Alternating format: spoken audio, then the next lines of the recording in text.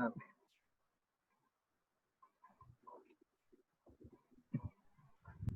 So today specifically we would be talking about velocity time graph. Okay, here in this case, when we talk about velocity time graph, one thing we need to understand is when a body is in motion, its velocity, it may remain constant or it may change with respect to time.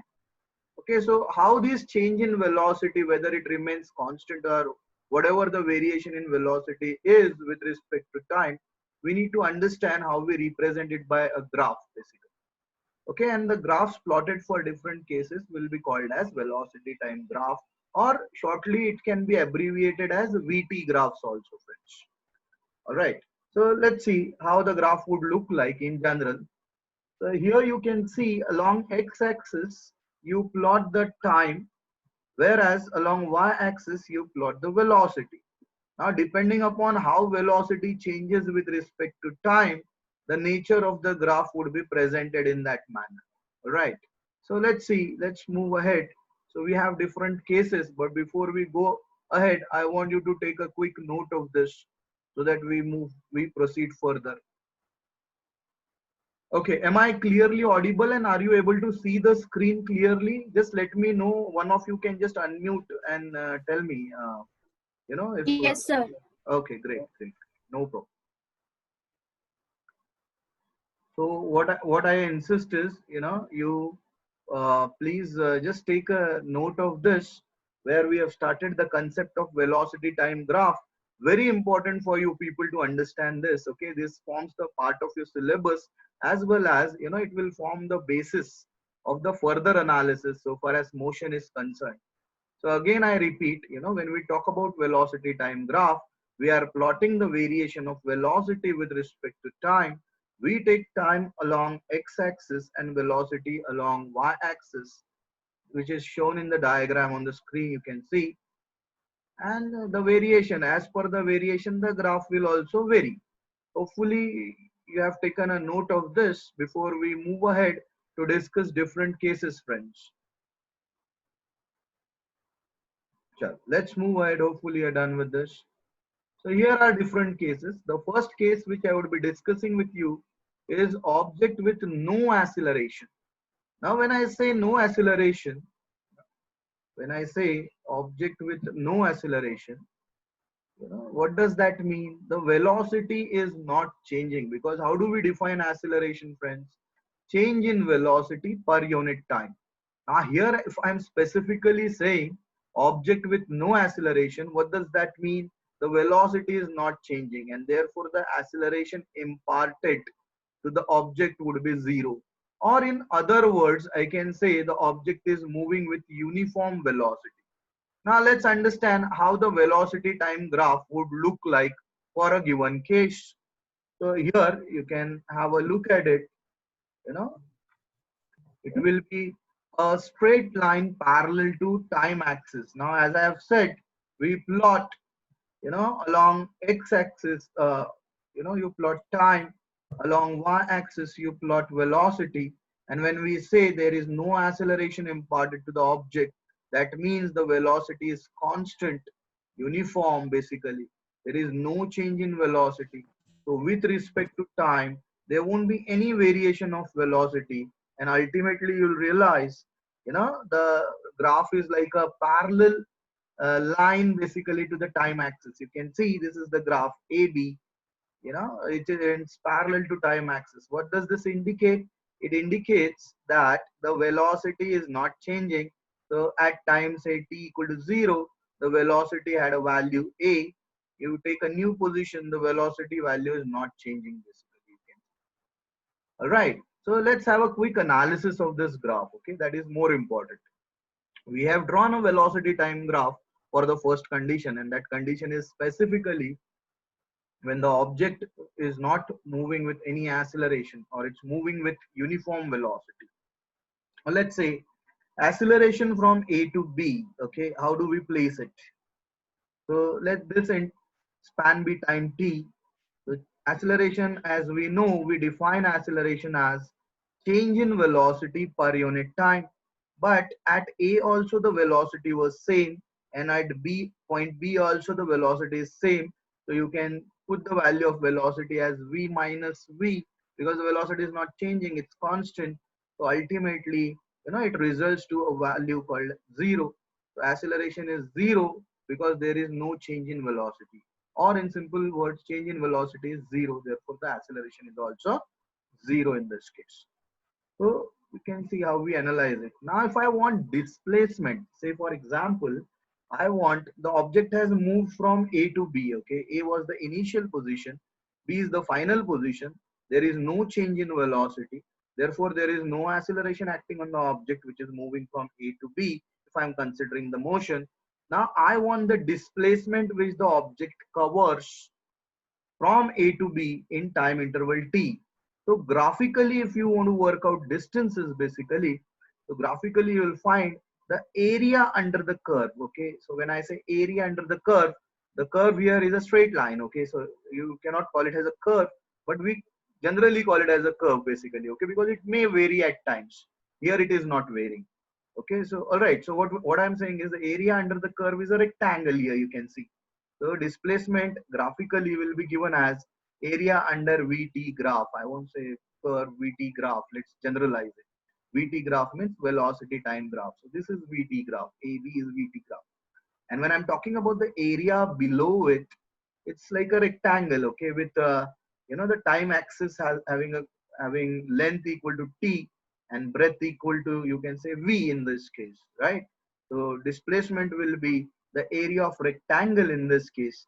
Which rectangle I'm talking about?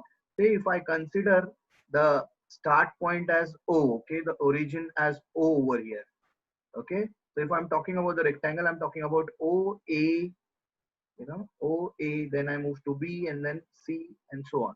So I'm talking about this rectangle.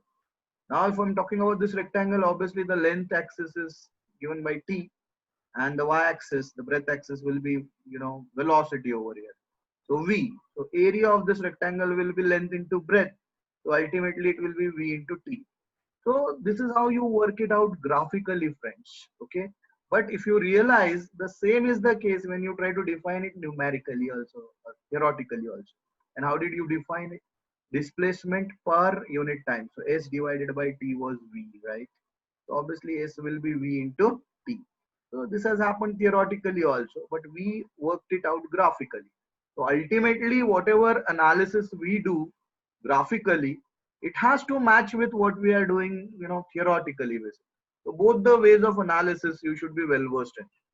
So hopefully this thing is clear. We have discussed the first case where the object was moving with no acceleration, or in other words, it was moving with uniform velocity, friends.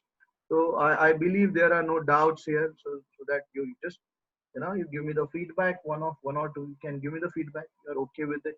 Then we move ahead towards the next case. All right. So as slowly as we move ahead, there would be some complication added to the case, but then we will try to make it simple for ourselves. Don't worry. One or two of you can just give me a feedback. You have understood this, you have taken a note of it, then we move ahead so that it becomes an interactive session. Okay, so let's see. There's some. Yeah, okay, fine. Chalo, take it. Let's move ahead towards the next case then. Okay, let's talk about the next case. This was case number 1, where the object was moving with no acceleration. The second case, here the object is moving with uniform acceleration. Now, when we say it's moving with uniform acceleration, that means the acceleration is not changing, but obviously the velocity has to change, because acceleration itself is defined as change in velocity per unit time. So here the velocity changes, therefore it imparts acceleration to the object, okay? But then the change is uniform over here. So here also you can have two cases. Okay, initially say the object was at rest, and then it was given some uniform acceleration. So in that case, what's going to happen, how the graph would look like? So let's plot velocity on y-axis and time on x-axis. Okay, so initially at rest means obviously it will start from origin, and because it is moving with uniform acceleration, that means the velocity is changing, But how is it changing? It is changing uniformly. And therefore, you will find the graph would be a straight line passing through origin, friends. So this graph represents the case, okay? Which case we are talking about? Object which is moving with uniform acceleration, all right? And that to a specific case in that initially the object was at rest, and therefore the graph is, a straight line passing through origin here in this case. So let's talk about acceleration from O to A over here. So if I want acceleration, I need to work out the change in velocity. So initial velocity, if it starts here, I can consider it as 0. Say finally the velocity is achieved, has achieved some value. So in time interval t, you can see the velocity achieved was v. So initial velocity u is 0 and final velocity v is v in this case. So here same thing is being represented in form of an equation over here, where we say acceleration equal to change in velocity per unit time, friends. Okay. So when I say change in velocity per unit time, so what can be the change in velocity? What's the final velocity? It's capital V as per our diagram. And what would be the initial velocity? Obviously, the object has started from rest, so the initial velocity would be 0. So ultimately, when I put these values in the equation would look somewhat like this. Okay, it's wrongly mentioned over here. It's not V minus V. It should be V minus 0 equal to V by T. Okay, so make that correction. It's a typological error over here. So V minus 0 will be V by T. Okay, so just make that correction, friends. Again, I repeat, there is a correction here on this slide. V minus U and U should be taken as 0. Why? Because the object was at rest. So we should here, instead of this particular number, you should take it as 0 over here. And ultimately the value won't be 0, it will be V divided by T. So that correction you have to make. Now let's talk about the displacement from O to A. Now when I'm saying displacement from O to A, just now we have said the area under the VT diagram will be the displacement. Now what is the area looking like under VT diagram, that is OA, below OA it looks like a triangle. So displacement will be the area of the triangle. You can see the area under VT graph is nothing but the area of triangle. Which triangle? So obviously if you look at the graph, the triangle which I am talking about is OAB. Hopefully you are able to locate that triangle here. So when we talk about the area of a triangle, we know it's half base into height. Okay, and the base is time t and height is v, so it will be half v into t. You can see half base into height. So this would be the value for the displacement graphically in this case. Here in this slide, the correction which you have to make is, instead of this v, it should be 0 over here, and instead of the 0, it should be v by t over here. Make that correction. Hopefully things are pretty clear till here. We are discussing the case object with uniform acceleration, and the first sub case out of it, initially it starts from rest. Okay, so this is how the graph would look like. Hopefully the correction is also clear to you all people. So take a note of it, and then whenever you work it out in your notebooks, see to it that you make that correction. Okay, here instead of v it should be 0, and here instead of 0 it should be v by t. That's the only thing which we need to understand. So this is the graphical analysis for the first part of the second case. So hopefully you're done with it. So let's move ahead. So just give me a feedback. If you're done with it, we move ahead. Any one of you can say. Sakshi, you can just unmute and tell me if you're done with it, we can move ahead. Yes, sir. Great. Yes. So just give me a moment so that I can. Okay, fine. Chalo, good. Okay. Let's move ahead and let's understand a different case over here. Okay, now here we were talking about a case where the object has initially started from rest. Now there can be a case where the object is already in the motion. It has not started from rest, so it had some initial velocity u, which finally got converted into final velocity v. So let's have a look at that type of graph also. Okay, so here is a second case, and when I say second case, it is moving with initial velocity, some initial velocity, say u in this case.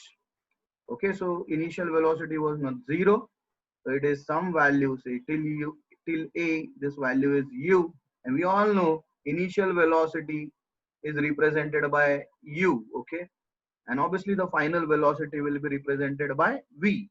So let's move ahead. Let's talk about the thing. So from A to B, what has happened? You know, when the object was at A, position A, already it was moving. It was not at rest, and therefore the graph is not starting from origin. It is starting way beyond that. Okay, you can see it starts from A, but it is moving with uniform acceleration, so it's a straight line, but not through origin. But then when we need to analyze this situation, till A, what was the velocity? Initial velocity was u. By the time the object reaches B, the velocity becomes the final velocity, and that is v. And this has happened in, say, time interval t, say, for example. Okay, so let's say we have drawn the graph over here.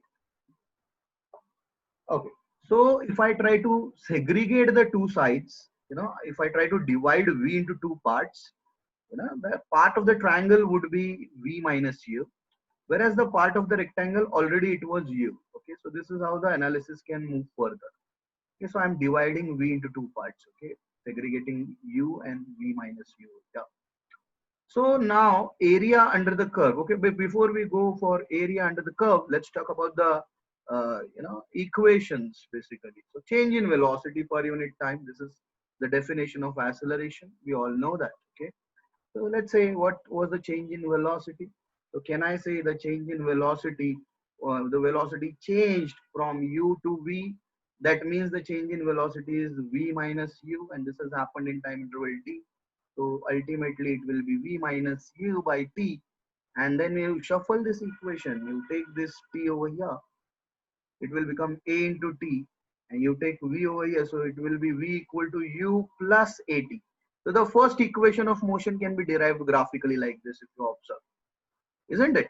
You just take, think about equation 1, take t here on this side, so it will become at. So at is equal to v minus u. So v will be u plus at, right? So this was your first equation. If you all remember, might have studied in 9th or 10th standard somewhere. The first equation of motion, v is equal to u plus at, and this is how you derive it graphically also. Okay, so this is one thing which you need to understand.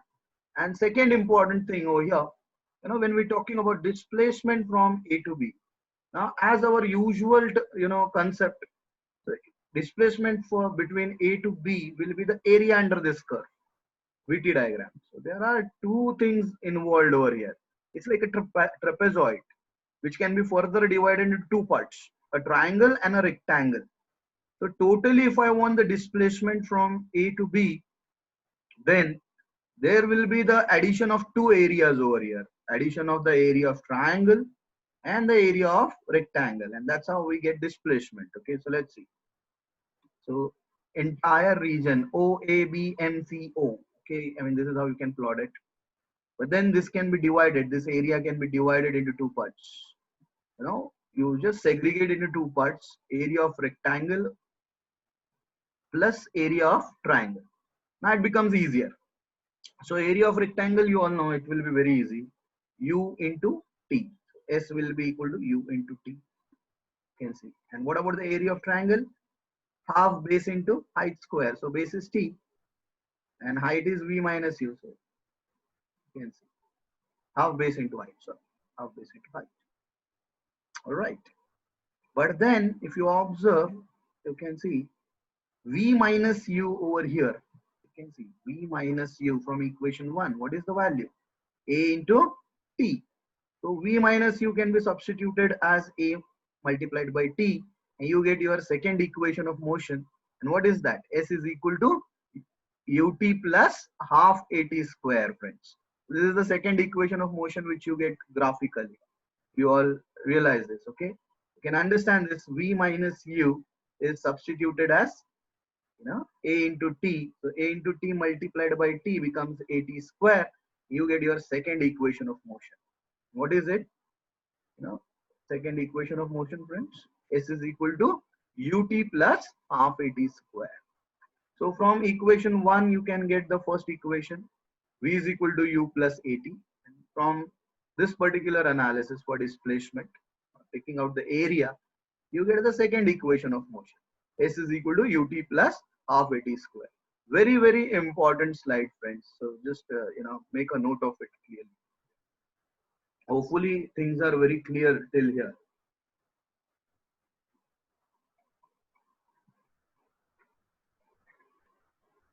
All right. I mean, let it be an interactive session. You can just tell me you are okay with it, then we move ahead. Yes, sir. Yes, sir. Okay, great. Just a minute. Just go through these chats so that things are fine. Chalo, great. Okay. So now you can see graphically we have derived two equations of motion.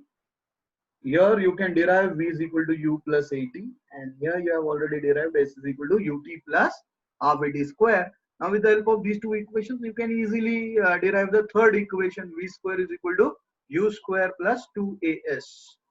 Okay, so from these two equations, you can actually derive the third equation. Okay, so what is that? V square is equal to u square plus 2as. All right, let's move ahead. Let's talk about it. Okay, let's okay, let's talk about uniform retardation. Now, earlier case was uniform acceleration. That means the speed or the velocity of the object was increasing. Right? Now, exactly opposite thing can also happen. How it happens? The speed will decrease. Driver of a train applies the brakes. What's going to happen? The velocity of the train will decrease uniformly, so it may suffer from deceleration or negative acceleration, or we also call it as uniform retardation. So retardation के अलग नाम है. There are different names for retardation. Negative acceleration, or you also call it as deceleration. Okay, and the best example to realize it is when you see driver of a train applying brakes to stop the train prior to its approaching a railway station, you can see. So it's moving with uniform retardation that time. So let's see how the graph would look like for uniform retardation. Okay, again, let's plot velocity on y-axis and time on x-axis. Right. Instead of the curve rising, the curve is moving down. You can see curve in the sense the straight line over here in this case. So AB is moving down. This is the graph which shows uniform retardation. Okay, so let's say the change in velocity per unit time is acceleration, but then initial velocity is is u, final velocity is 0. So 0 minus u will be minus u by t, isn't it? 0 minus u will be minus u by t. So this minus sign itself is telling you, this is a case of retardation or negative acceleration. So negative acceleration will be represented as minus u by t, and this minus sign is indicating the negative acceleration over here. Right. So let's talk about the graphical analysis. Say for displacement from A to B. So say for example, the driver of the train, he started applying brakes from position A, and by the time he reached position B, that is the platform, the final velocity was 0. So the train might have covered some distance, right? After the application of brake. It will never happen the driver applies the brake and suddenly the entire train stops at that second. It's going to take some time, right? So that means it will cover some distance or displacement basically from point A to point B. So that displacement again comes under the concept of area under VT diagram. Okay, so to work out the area, it will be the area of the triangle OAB. The height is u and the base is t, so half base into height. So half ut is the displacement in this case. Okay, so very important. This is how you work out, the different problems based on graphical cases. You can see. So at times you may get graphical situations or scenarios, and they may ask you to work out things. Okay. So this is how you need to understand the concept first. then you become eminent to deal with the problems. So hopefully, you have understood this. Take a note of this, and then we proceed further. And let me know once you are done with it, so that we move ahead. I hope you are expert in taking screenshots. So screenshots would serve as notes for you people. Okay, let me see the feedback. Okay, done, they say. Fine, no problem. Let's move ahead. Okay, here comes the case. Next case, non-uniform acceleration. See, if I'm showing you the previous cases, you can see either it is uniform retardation or the case was of uniform acceleration. Now we have shifted the wordings, now it's not uniform, but it is non-uniform acceleration. What does that mean? The speed of the object changes variably with time. Okay, so having a variable positive slope for which the acceleration goes on increasing variably. What does that mean? The change in velocity will not be constant here. So it keeps on varying, and therefore the acceleration also keeps on varying, and therefore we won't say the object would possess uniform acceleration. Rather, we would say the object possesses basically non-uniform acceleration over here. Okay, so how the graph would look like in such situations? Let's see. Let's plot velocity on y, and on x-axis we plot time.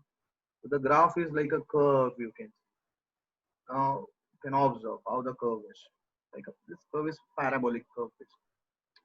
So here you can see it's increasing. Initially it was 0, but then finally it started increasing. But that increase is not uniform. It's non-uniform. Therefore, it is shown by a curve over here. And the name of this curve is parabola. We will study more about parabola in subsequent sessions, where I actually explain you what the projectile motion is. We are just trying to build up the basics before we actually attack the important concepts. Okay, let's see. So this is how the graph would look like. So please make a note of it before we go ahead for analysis. Obviously, the area under the curve will give you the displacement. But then it becomes very tricky to analyze the area under the curve for a parabola, right? Had it been a triangle or a rectangle, things would have been easy. But for your cases, it would be triangle and rectangle. Slowly, if the levels increase, at times you need to understand how we work out the areas under parabola. So, subsequently realize how we do that. Let me know if you're done with this so that we can move ahead, okay? Because it's increasing uniformly over here. Other way around, it can decrease also. So how the graph would look like, we need to talk about that, okay? Just let me go to this chat so that I come to know feedback from you, okay? Hopefully done. Okay, let's move ahead. Oh my gosh. Yes, Reva, you want to say something? Your mic is unmuted, therefore I'm asking. You want to say something? Please do tell me. No, sir, no problem. It's done. Okay, no issues. Chalega. So the next case, I said, it not necessarily every time the acceleration non-uniformly it has to increase. At times it will decrease also. Then in that case, it won't be considered as non-uniform acceleration, but you will call it as non-uniform retardation. The other name is deceleration or negative acceleration, whatever.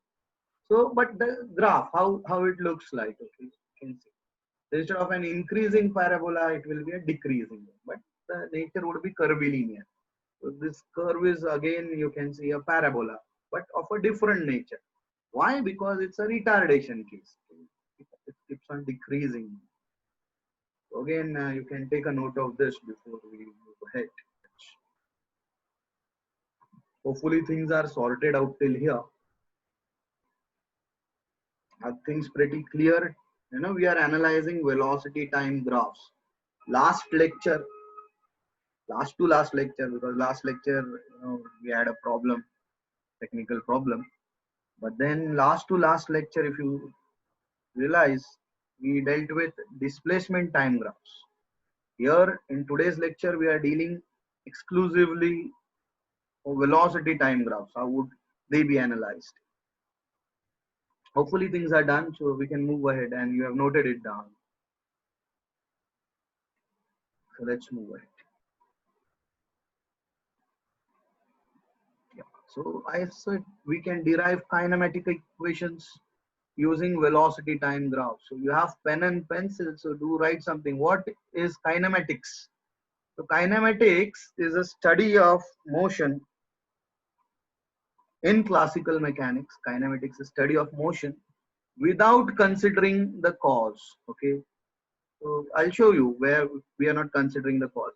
See, for motion, what's the cause? You need force. That means you need some external mass to push or pull. But then obviously you are not considering that cause and you are analyzing the motion. Such analysis is called as kinematics. All right, and then these equations are kinematical equations. Which equations? I showed you. We have derived this. You can see u is the initial velocity at t equal to 0. Is the final velocity, acceleration. ये graph हमने अभी दिखाया था. I just showed you this graph. So from this, from equation 1, v minus u will be equal to a into t. You shuffle it. You get the first equation of motion. Okay, and what is that? V equal to u plus at. This is something which we have derived right now. Only these two steps were not there, but we did talk about it. Okay, now they are being represented on this slide. Now here you observe there is no term like mass involved. What you have is final velocity, initial velocity, acceleration, and time. So no mass involved or no force involved. So we are not taking into consideration the cause of the motion, and such study we call it as kinematics, friends. Remember that. Therefore, such equations are called as kinematic equations. So this is the first kinematic equation. We have derived the second one also, if you all remember, and that was S is equal to ut plus half at square. Okay, so we will try to think about that also. Make a quick note of this.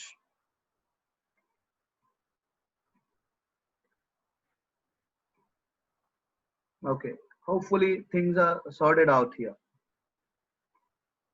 So let's move ahead then.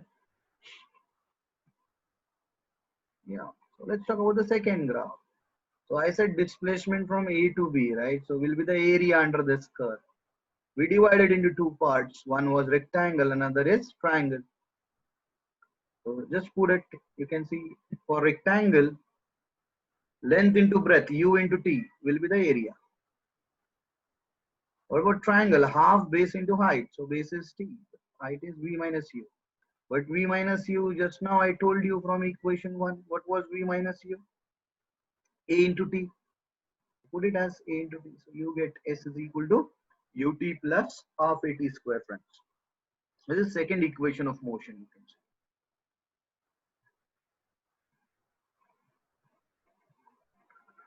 Again, here also in this equation, there is no term like mass or force involved. That means we are not considering the cause of motion while analyzing. And therefore, such analysis comes under the concept of kinematics. Therefore, this is the second kinematical equation you can see. Hopefully, things are clear till here. Make a note of it before we move ahead.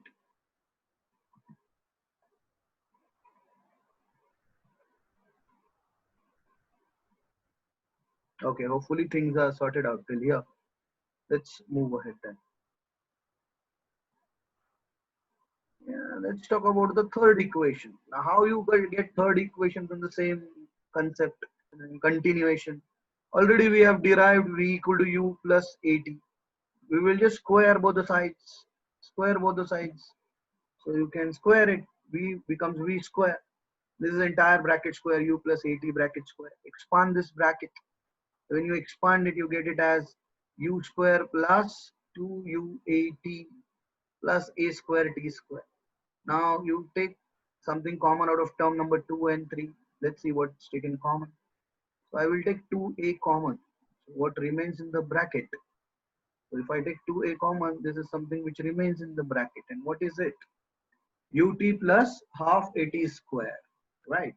from term number 2 and 3. If I take 2a as common, then what remains in the bracket is ut plus half at square, friends. But we all know what is this ut plus half at square, isn't it? It is s, displacement. So instead of the entire bracket, you can just put it as s. So ultimately, you get the third equation of motion, kinematical equation of motion, and that equation is v square equal to u square plus 2as, and we will call it as the third equation.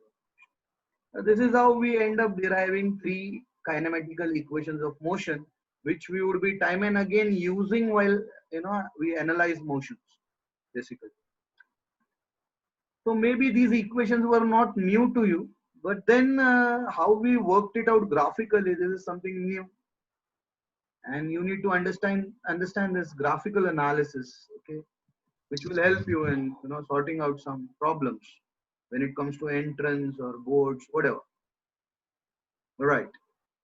So hopefully these things are pretty clear to you. I just want a feedback from your side so that I place some interesting fact in front of you, interesting derivation, which obviously they keep on asking, okay, in exams. Interesting derivation we'll go ahead with. Let me see. Okay. Good. So let's move ahead then. Hopefully I've noted it down. Exactly. Now here comes an interesting expression. Expression means a relation or an equation for distance traveled by a body in nth second. Okay? It means a lot. You need to understand what it means. Nth second of its motion. The entire motion we want to analyze. Okay. Say for example, such kind of motion may take 10 seconds, 15 seconds, to happen. So exactly what is the distance covered in 9th second? That means you have to start calculating from 8 to 9, okay, or in general 4 to 5. So that is what I mean by saying nth second, friends. So let's move ahead. Let's try analyzing situation. Okay, over here. Fine.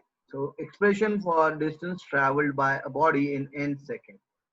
So let's say we are talking about two interesting issues. We are talking about n second, and just prior to it will be n minus 1 second. So let Sn and Sn minus 1 be the distance traveled by the body in n and n minus 1 second. You can just have a quick look at this, okay, representation. So here it's 1 second, say 2 seconds. So whenever I write S is equal to ut plus half at square. Now for n seconds, it will be Sn. U into t के जगह पे क्या हो जाएगा? U into n, because I'm talking about n second, plus half a into t के जगह पे क्या हो जाएगा? n square. So you get the first equation, Sn equal to un plus half a n square, where t is substituted as n. You can see for this particular, you can see it in the diagram. So for n second, the distance covered will be Sn. So that Sn is given by this equation.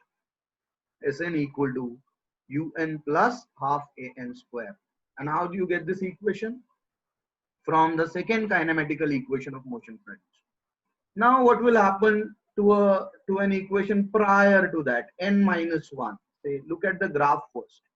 If I'm talking about n second, the distance covered is Sn. If I'm talking about Sn minus 1 second, the distance covered will be Sn minus 1.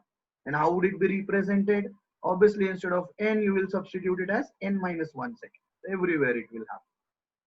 Now, if you look at these distances, so in nth second, what was the distance covered? If we talk about that, what does that mean? If I'm saying nth second, I'm talking about the distance covered from n minus 1 to n. So it will be Sn minus Sn minus 1. That will give me the distance covered by the body in nth second. So very important term, okay? Nth second, you need to understand that. Okay, ph is very important. Had it been only n seconds, then this would have been the answer. But because there is a th over here, that means you'll have to subtract 1 minus 2 over here. So, the distance traveled in the n second will be Sn minus Sn minus 1. So put the entire equation for Sn and S minus 1, n minus 1. You get an equation like this. Just put it like this. Subtract.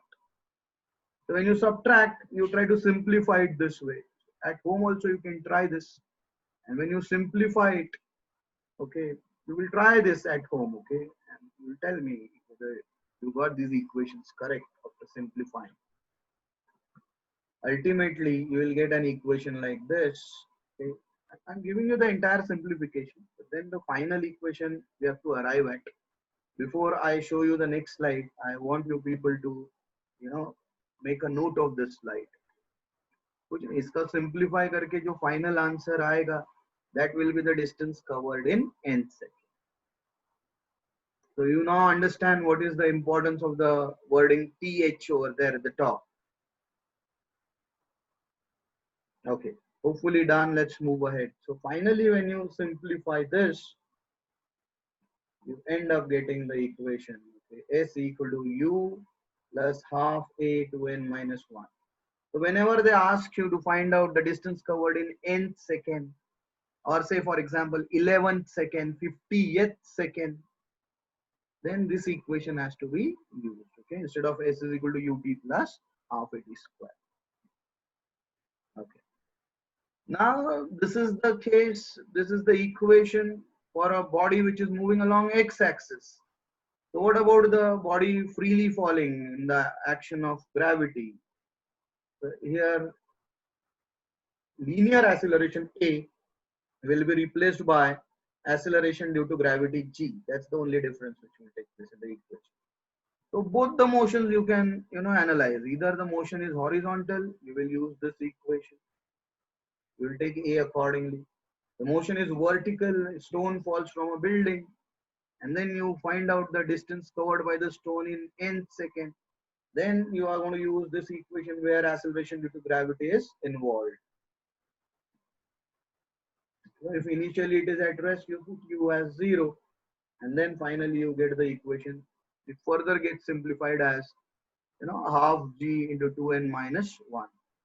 So this is how we keep on analyzing situations. So make a note of it. And that was our today's target. So we discussed velocity time graphs. So tomorrow maybe we solve some problems on this, and then we proceed further. Remember friends, this is the part of your syllabus, but the important thing is we are just trying to build up the basics. So, you be serious about these sessions, keep on revising them, so that by the time your colleges start 1 or 2 months there onwards, you are in a comfortable position or in an advantage basically.